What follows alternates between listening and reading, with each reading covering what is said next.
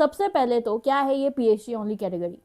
UGC net की examination जब conduct किया जाता है तो उसके बाद जो है आप लोगों को 3 कैटेगरी में डिवाइड कर लिया जाता है, जीआरएफ, नेट और पीएचडी ओनली। तो जो थर्ड कैटेगरी है पीएचडी ओनली कैटेगरी, जिसमें बहुत सारे बच्चों को क्वालिफाई किया गया है क्योंकि उनका कट ऑफ जो है वो सबसे लीस्ट होता है। तो क्या ये पीएचडी ओनली कैटेगरी के साथ आप यूनिवर्सिटी में सीधा डायरेक्ट इंटरव्यू के लिए पीएचडी के लिए अप्लाई किया जा सकता है? बिल्कुल अप्लाई तो किया जा सकता है, बट कुछ फायदा मिलता है कि नहीं, ये चीज मैं डिस्कस करूंगी इसी वीडियो पे, तो इसीलिए एंड तक जरूर देखना।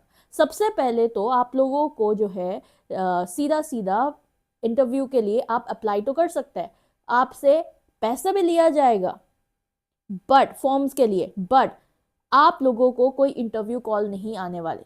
क्यों नहीं आने वाली? सबसे पहले तो उनके सामने जीआरएफ कैंडिडेट है, नेट कैंडिडेट है, उनसे चूज किया जाता है। और तीसरी चीज, आपका जो पीएचडी ओनली कैटेगरी है उनका मेहनत जो है ना वो बिल्कुल जाया हो जाएगा, क्योंकि उनका जो प्रेफरेंस है वो नेट वाले और जीआरएफ वाले ही रहने वाला है। एंड इवन ये बहुत बड़ी बड़ी रिनाउंड यूनिवर्सिटी, अगर मैं नाम लूँ जेएनयू, जो कि आपके humanities and social sciences subject के लिए बहुत बड़ा यूनिवर्सिटी माना जाता है, उस पर कुछ मेरे फ्रेंड सर्कल्स कह लो, कुछ मेरे कलीग्स कह लो, उन्होंने अप्लाई करके भी देखा इसी कैटेगरी के साथ, तो उनका ना कोई इंटरव्यू का कॉल आया है ना कुछ आया है, कोई रिवर्ट बैक नहीं आया। इसका मतलब क्या है?